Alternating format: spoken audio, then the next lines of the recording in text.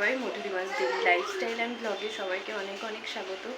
তো নিয়ে চলে এসেছি তোমাদের জন্য আরও একটি ভিডিও। তো আজকে ভেবেছি যে একটু ঘরগুলো ঝাড়বো, পুজো তো চলেই এলো, আর বেশি দিন বাকি নেই। তো ঘরগুলো এবার ঝাড়তে হবে, কারণ মহালয়ার পর আর ঝাড়তে পারবো না। তো সেই জন্য আজকে রান্নাবান্না সেরকম ঝামেলা রাখিনি, শুধু সকালবেলা একটু চাউমিন করবো, তারপর খেয়ে ঘর ঝাড়তে লেগে যাব, তারপর দুপুরে সেদ্ধ ভাতই করবো ভেবেছে, রাতে রেস্টুরেন্টে যাব। তো চলো দেখতে থাকো ব্লগটা, আশা করি তোমাদের ভালো লাগবে।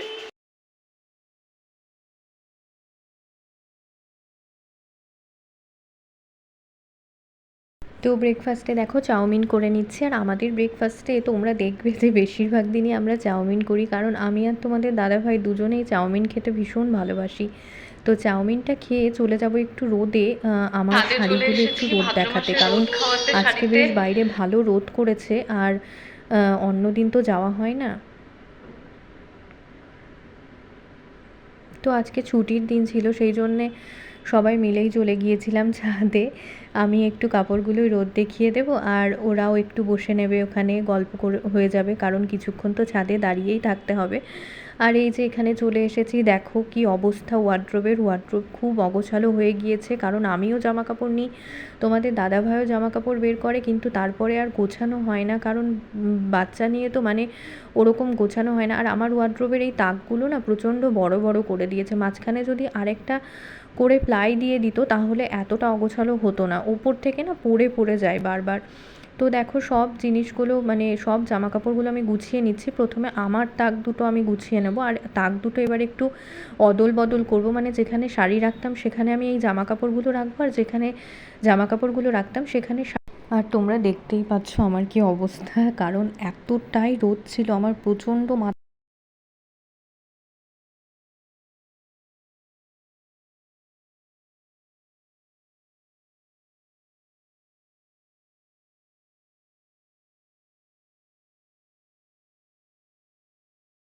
আর এখানে আমি তোমাদের সঙ্গে ওয়ার্ড্রোব গোছানোর ভিডিওটাই মেনলি শেয়ার করব। এই দেখো আমার তাক দুটো গোছানো হয়ে গিয়েছে, শাড়ির তাকটা কি ভীষণ সুন্দর লাগছে না দেখতে বলো, একদম কালারিং। এবার তোমাদের দাদা ভাইয়ের তাকটা গোছানো বাকি। এবার সব আমি না আলাদা আলাদা করে রাখবো আমি ভেবেছি, আর এমনিও আলাদা করেই রাখার চেষ্টা করি, কিন্তু ওই এটা সেটা নিতে গিয়ে না সব গুলিয়ে ফেলে। তো পাঞ্জাবিটা একটা তাকে রাখবো, আর জামা কাপড়গুলো মানে একই তাকে দু সাইডে দুটো আলাদা আলাদা করে রাখবো। আর এই জামা কাপড়গুলো কিন্তু সবই আয়রন করতে হবে, এত দামি দামি শার্ট, কিন্তু আয়রনের অভাবে দেখো কেমন কুঁচকে গিয়েছে। তো এগুলো আয়রনে পাঠাবো, সেই জন্য আলাদা করে গুছিয়ে রেখে দিচ্ছি।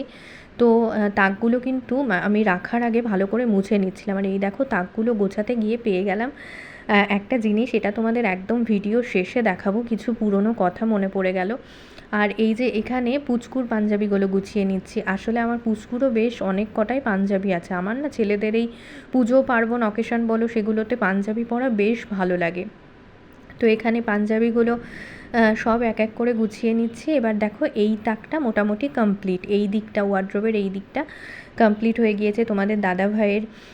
এবার আর কিছু জিনিস বাকি আছে, আর বাকি যা আছে ফাইল পত্র, তারপর বিছানার চাদর, এগুলোকে গোছানো বাকি। জামা কাপড় অলমোস্ট গোছানো কমপ্লিট হয়ে গিয়েছে। এই দেখো এখানে হচ্ছে তোমাদের দাদা ভাইয়ের কোটগুলো, শেরওয়ানি, এগুলোই গোছানো বাকি। এটা কিন্তু আমাদের মানে রিসেপশনের দিন পড়েছিল তোমাদের দাদাভাই, সেই একদিনই পড়েছিল, তারপর আর পড়া হয়নি। আসলে এগুলো জিনিস না নিজের মানে নিজের বিয়ে ছাড়া আর পরা যায় না, জানো তো। আর এই যে এটা হচ্ছে আমাদের বাড়ি থেকে ওর জন্য ব্লেজার কিনেছিল, তো ব্লেজারটা তো আর পরেনি, ওই শেরওয়ানিটাই পরেছিল। ব্লেজারটা পরে অনুষ্ঠানে পরেছিল, ব্লেজার অ্যাকচুয়ালি পরাই যায়, কিন্তু শেরওয়ানি আর পরা যায় না। আর এই জ্যাকেটটা হচ্ছে তোমাদের দাদাভাইয়ের আগে অফিসটা দূরে ছিল, সেই জন্য সেখানে যাওয়ার জন্য কিনেছিল। আর এটা আমাদের প্রি ওয়েডিংয়ের।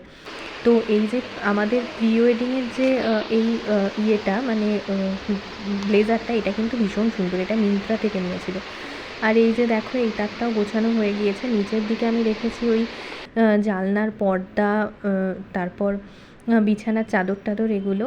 আর এই যে নিচে কিছু অ্যালবাম আছে, ফাইলপত্র আছে, এগুলো সব। আর এই যে ওই ব্যাগটাতে কী ছিল সেটা তোমাদেরকে একবার দেখিয়ে দিই। তো এটার মধ্যে ছিল আমাদের বিয়ের কার্ড। এটা তোমাদের দাদাভাইয়ের বাড়ির যে বিয়ের কার্ড সেটা, আর এই হলুদটা হচ্ছে আমাদের বাড়ির যে বিয়ের কার্ডটা করেছিল সেটা।